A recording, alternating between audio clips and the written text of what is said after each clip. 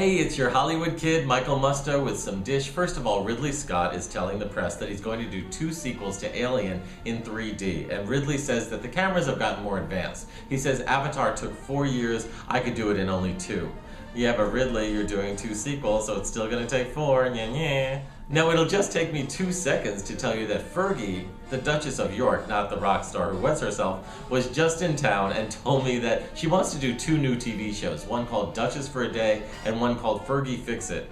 I have no idea what the shows are about, but they're great titles and you don't argue with the Duchess. Now, Fergie was in town to promote the DVD and Blu-ray versions of Young Victoria, which she produced, and she told me my role as producer was to make sure it was historically accurate and that it was filmed in England. And we both agreed that Pittsburgh just wouldn't have been right. Over on The Great White Way, American Idol runner-up Konstantin Maroulis, I hear, is probably not going to get to recreate his role in the Broadway headbanger jukebox show Rock of Ages when they make the New Line movie version. They're looking for a bigger screen name, though his is pretty long. But still, I hear Konstantin is getting an arm and a leg to do the national tour of the show, and that certainly beats what he was doing when I first met him, bar backing at a smelly East Village dive.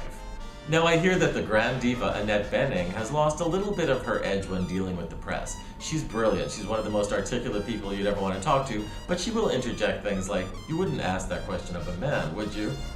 But I hear she's getting a lot nicer, and also Bill Murray, her male counterpart, is getting way nicer with the press. He's even agreeing to do press and being sweet about it. You know what? Aging is really humbling.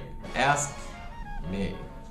And finally, don't get mad, get glad that I hear a big celebrity is going to come out on the cover of People magazine on May 5th. And from some of the hints I'm getting, it might be a female who has a movie coming out, so she's coming out. You do the math, but I'm not sure. See you next week. I'm off to audition for the pilot of Duchess for a Day.